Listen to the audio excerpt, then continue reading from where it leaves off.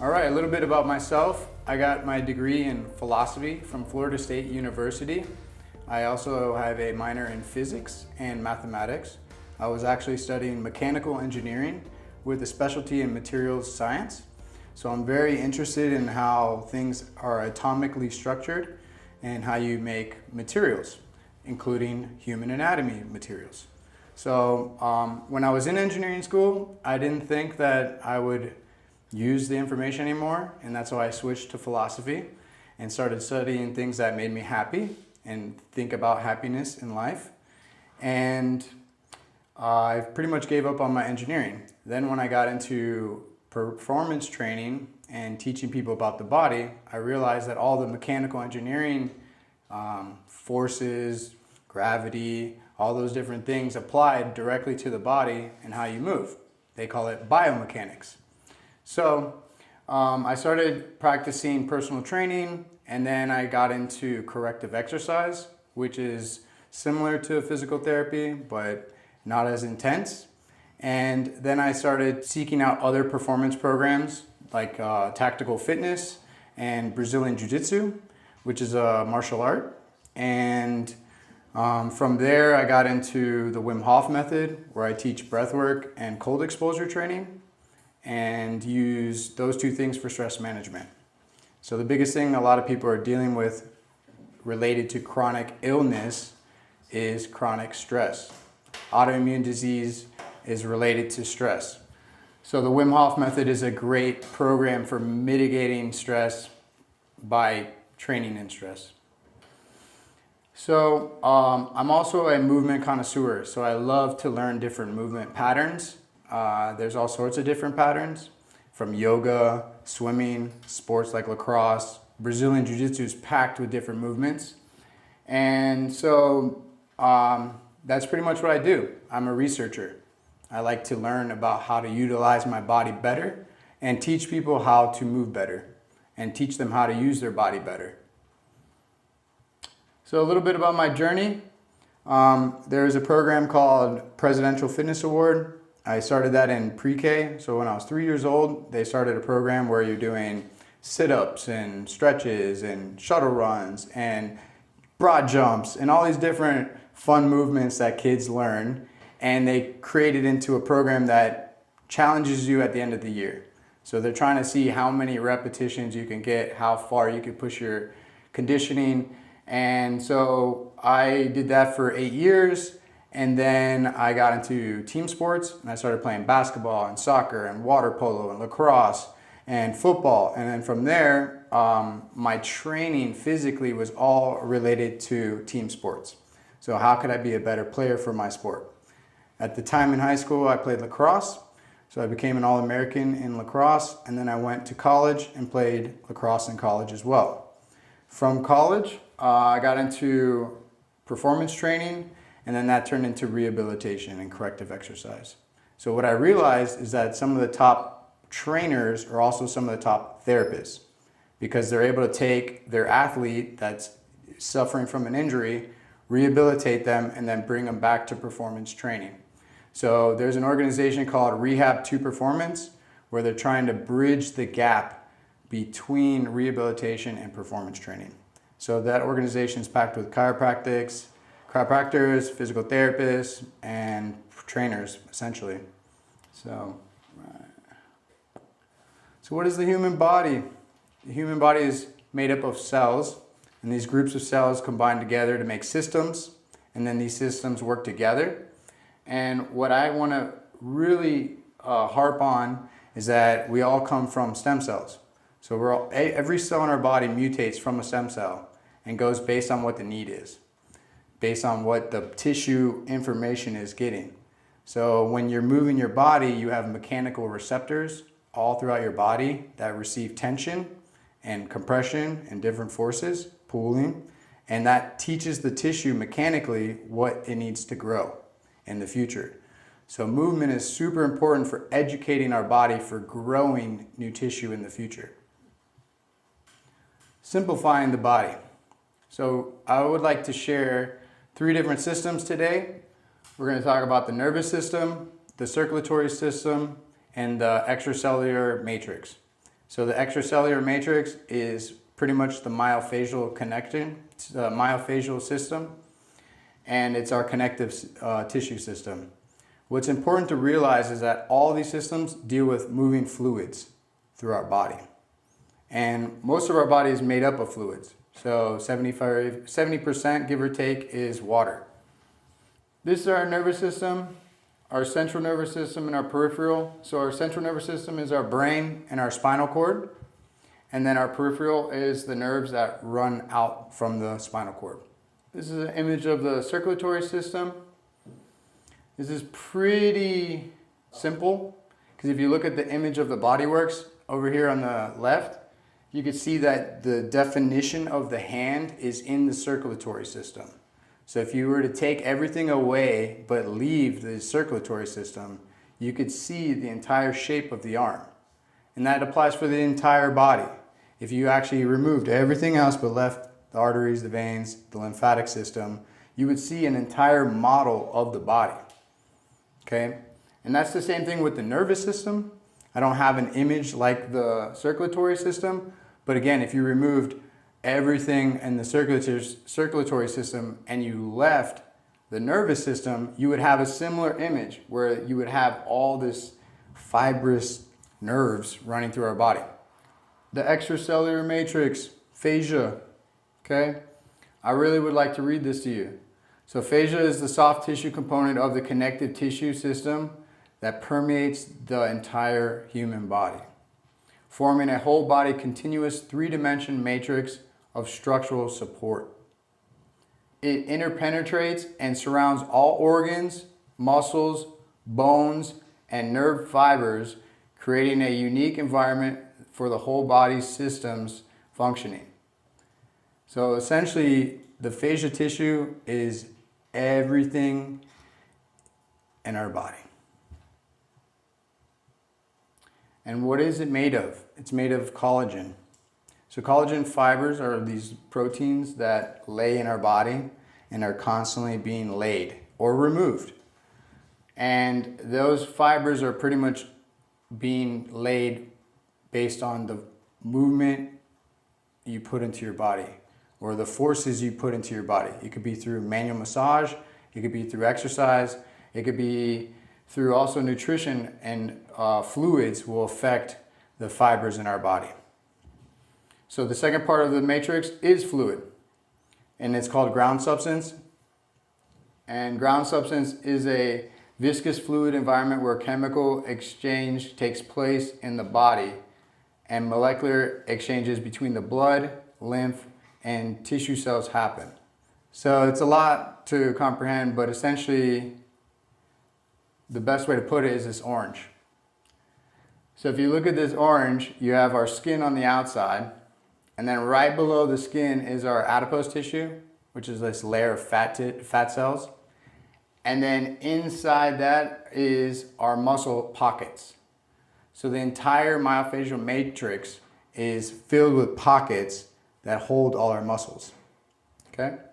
So if you look at the lines right here in between the orange, this is representing the muscle, this is myofascial, deep myofascial tissue, adipose, and skin. It's filled with water, so 15 liters of water, which is about 70% of our body, is in the extracellular matrix. They call it interstitial fluid. And what's super important to understand is that the fluid is what brings nutrients to our cells. So fluid brings in vitamins, minerals, and without that fluid flow, you're going to dehydrate the tissue. Dehydration is going to create adhesions, and that's going to create inflammation of the tissue. So having proper fluid flow through our body is crucial. And part of what I want to share with everyone today is while we're moving fluids. And we're also going to be doing breath work, which is another way of moving fluids through our body. So we're going to pump our lymphatic system, and we're also going to squeeze and wring out our fascia tissue. We're like sponges. If you saw the orange, it has all the fibers in it. And just like the connective tissue in the orange, a sponge is filled with fibers and holes and pockets and fibers connecting each other. Well, if you put that into water, it's gonna suck up the water. Same thing with our body. It's packed with the 70% of water. And so as we're moving our body, you're moving the fluid in that sponge. And as you do tense things, you're squeezing out fluid. And when you relax, you're bringing in fluid. And so today, when I take you through the movement portion of this class, we're gonna be wringing out our sponges and filling them up with water. And the goal is to rehydrate tissue that's lacking hydration and relieve tensions and strengthen and essentially reposition the tissue. We want to reposition the bones. We want to retension the tissue as well. So we're going to go into the tensioning of the system.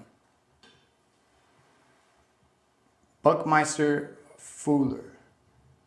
Essentially, this guy is an inventor, designer, scientist, and he came up with this concept of the Tensegrity model. So the Tensegrity model, by definition, is any structure that employs contiguous tension members and discontinuous compression members in such a way that each member operates with a maximum efficiency and economy. So what does that really mean? Here's an example of a simple Tensegrity model. Has anyone seen this before? Yes? Awesome.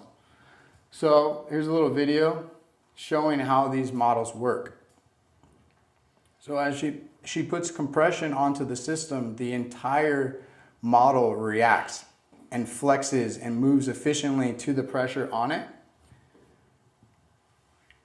And then the same thing happens when you start to pull it apart. So there's a balance between the tension members, the different members floating in space. Our fascia tissue reacts like this. Our entire web in our body reacts like that tension system. So part of the exercise we're doing is compressing the tissue and expanding the tissue, which the entire body will feel. So what I want you to take from this image is the actual model of the body. And that's what I'm saying. We're like a sponge. So inside the sponge of our body, we have pockets for the muscles.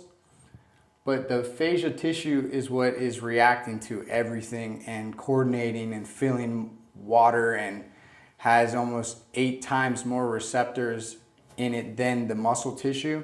So the brain is very interested in what is happening in the fascia tissue. Okay, so this page is very important. And I really want to focus on this, because if we could accomplish all of these, we're going to maintain healthy fascia tissue. So let's start with the top one. Fascia responds to mechanical supply and demand. So that's exercise or movement, right? Spinning out more collagen for support where needed and secreting enzymes to take away collagen where it's not needed. So when you're moving and lifting and you need more force generation, you're going to lay collagen to help recruit the tissue there. It's going to help pull the tissue. Then if you're not moving all the time, you're going to actually remove tissue. So there's a saying, move it or lose it. Then when excessively mechanically stressed, inflamed, or immobilized, both adhesions and fibrosis can form. So again, if you're overtraining or you're doing the same repetitive movement over and over again, you're going to create adhesions in the tissue. You're going to create dehydration in the tissue, which then leads to inflammation. And then on the flip side, if you're not moving enough and you're immobilizing the tissue, you're also going to create adhesions and fibrosis. So again, the key is the right amount of movement, the right movements, and you're going to maintain tissue. Painful muscle contractions and decreased range of motion are frequently associated with rigid collagenous tissue and other tissues involved in the force transmission. So again, if you're not moving enough or you're only moving in a certain way, you're going to start to lay tissue, you're going to become stiff there, and then it's going to start to take away from ranges of motion. So part of what we're doing tonight is we're going to start using movements to reestablish range of motion, open up our joint tissue, and keep the body moving. Muscles under chronic concentric contraction will develop denser collagen and often appear locked short. Concentric is like contracting. So people that sit there and just work their biceps, they're going to have shorter biceps because the tissue is getting stuck in this contracted position. And then what's interesting is our bodies have antagonist muscles. So if you're working out this one, the other one's not getting worked out, or you contract, this one relaxes. So you want to maintain balance and work both sides out, which is going to relax this tissue while you train this tissue. And these areas can and often do beget other locked short or locked long areas that have the capacity over time to visibly distort posture, as well as create other asymmetries, compensations, and associated tensions. So you've seen people very kyphotic, and they walk around with their back rounded. What was that word? Kyphotic? Yeah, so their rib cage is in flexion and lacking extension in the thoracic, and that gives them a kyphotic, forward shoulders, rounded neck, rounded back, and that leads to pec pain, shoulder pain, hip pain. So maintaining proper tensions between your joints and your muscles are going to prevent improper posture. So if you can take each one of these points and focus on preventing them from happening, you're going to maintain healthy fascia tissue. And at the end of the day, what this comes to is moving correctly and doing proper postures while you're moving correctly.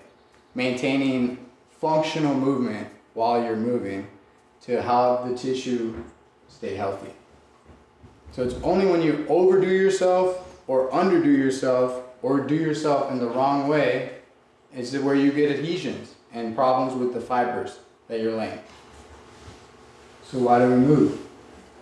We're moving to hydrate our tissue. We really want to provide nutrients and also cellular remodeling. So as you're moving, you're telling the tissue what to grow in the future. So the way I like to describe movement is we're farmers. So we're farming our cellular tissue for the future. So what you're doing now is going to help you in the long run. It takes, I think, 21 days to grow a new muscle cell. And then I think connective tissue takes 6 months to 2 years time to create. So everything you're doing now is what you're going to get in the future. So if you're sedentary, you already know what the rules are. You're going to get immobilized, you're going to get adhesions, you're going to get inflammation, you're going to get lack of fluid flow, lack of nutrients, and you're going to get sick probably. So the key is creating a lifestyle that incorporates proper movement patterns at the right dosage to then receive the cellular tissue that you want in the future.